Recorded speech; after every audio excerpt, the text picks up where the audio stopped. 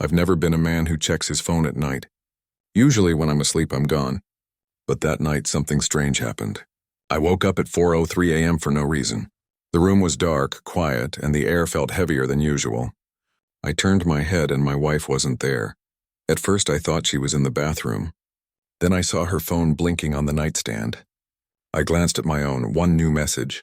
From her. Relax, I'll explain soon. No context. No missed calls. Just that one line.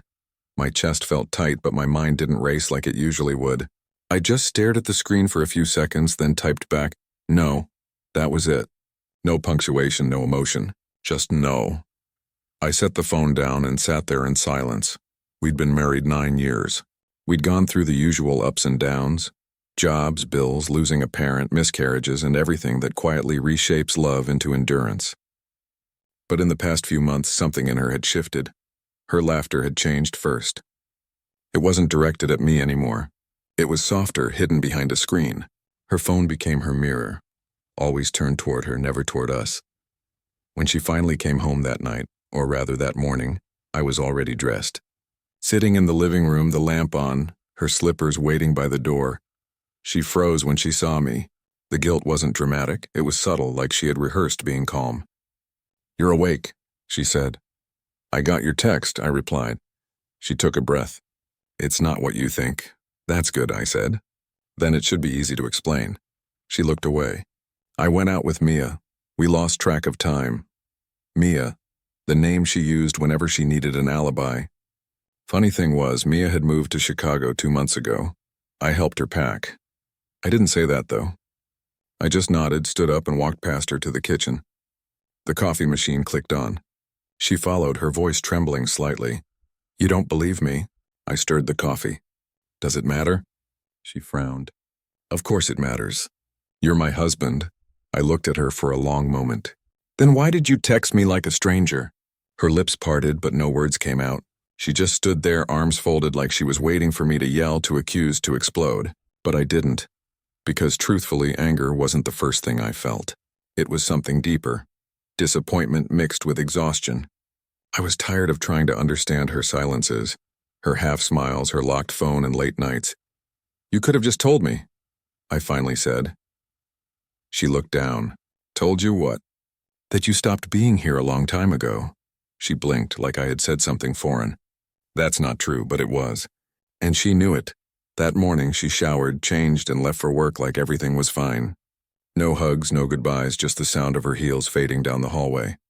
I sat there watching the steam from my coffee rise and disappear. I realized how strange it is that love can die so quietly. No screaming, no breaking glass, just a slow, quiet fade. Around noon, her text came again. "Can we talk later?" "Please," I didn't reply. I spent the day walking around the city, thinking about how much of myself I had given to someone who no longer noticed. Every memory felt like a photograph from someone else's life. Her smile at our wedding, her head on my shoulder during thunderstorms, the way she used to hum while cooking. Somewhere along the way, I stopped existing in her world. I became background noise. When I came home that evening, she was already there. Dinner cooked, candles lit, like she was trying to reset something broken. "I made your favorite," she said softly. I looked at the table. Pasta, salad, wine. All the right details, none of the right meaning. We ate in silence. Every bite felt like pretending. When she finally spoke, her voice cracked just slightly. "Can we fix this?" she asked. I set my fork down. "Depends on what you broke." Her eyes filled, but she didn't cry. That was the thing about her. Even guilt had a filter. That night, I didn't sleep beside her. I stayed on the couch. My phone buzzed once more around midnight. Her message again, the same one from 4 a.m. "Relax, I'll explain soon." Only this time, it felt like a loop. Like she'd been saying that for months in different ways, and maybe I'd just stopped listening. The next morning, she was gone before I woke up. No note this time. No message on the counter like she used to leave when things were normal. The apartment smelled faintly of her perfume, but it felt empty. Like the scent itself was just a reminder of what had already faded. I sat on the couch staring at the blank television screen, my mind turning over the same thought again and again, how quickly love becomes negotiation once trust disappears. By noon, I decided I couldn't keep guessing. I logged into our phone account.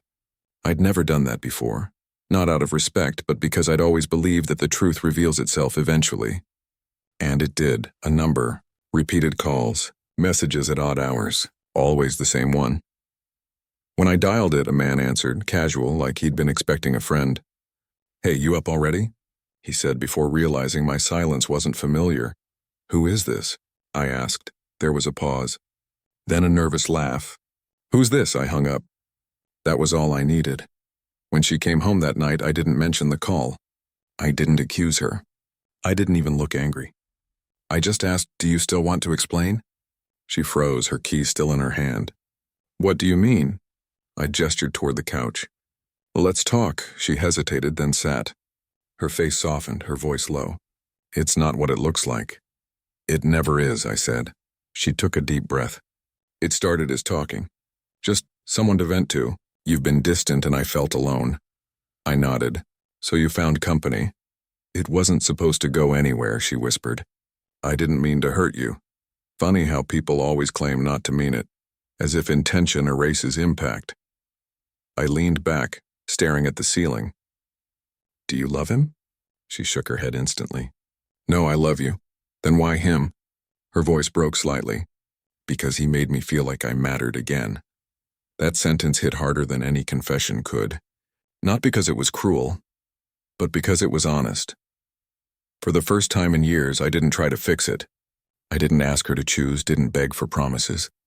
I just felt something release inside me. A quiet acceptance that some things, once cracked, don't return to shape. We sat there for a long time, both crying in silence like two people mourning a version of themselves that no longer existed. Finally, I said, "I'm not angry. I'm just done." Her eyes widened, tears streaking down her cheeks. "Don't say that. I'm not saying it to hurt you.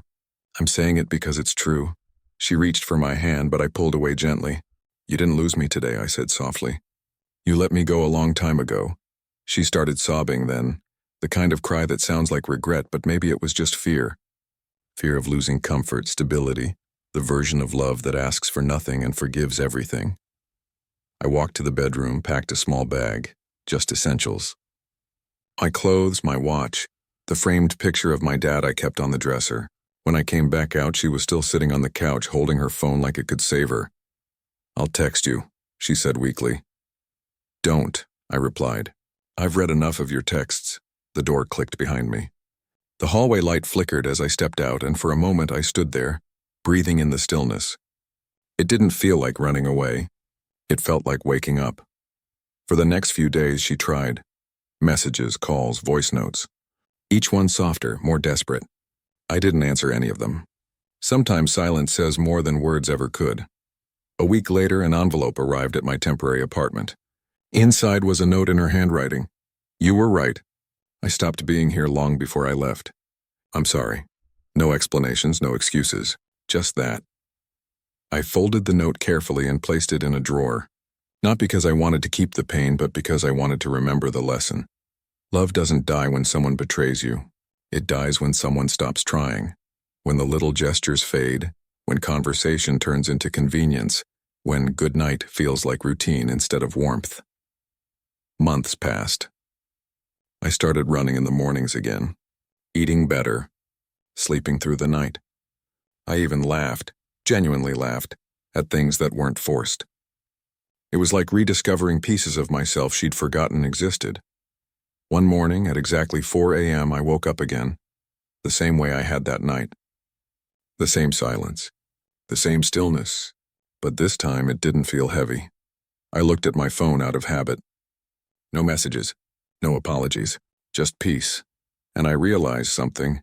Maybe the calmest no I ever said wasn't rejection. It was self-respect finally speaking for me. Because sometimes the strongest thing you can do isn't to fight for love.